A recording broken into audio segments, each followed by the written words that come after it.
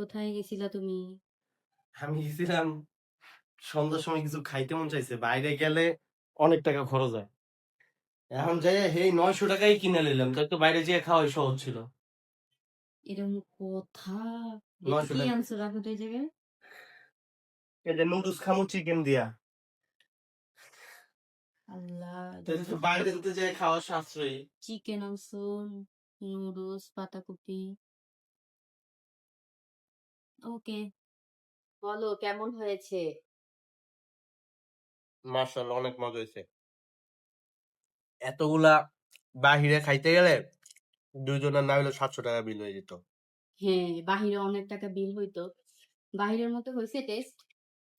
বাহিরের থেকে আরো অসাধারণ। রেস্টুরেন্টে গেলে এগুলাই খাই। চিকেনটা কেমন হয়েছে?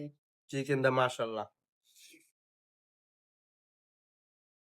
উম অনেক মজা। অন্যরকম স্বাদ।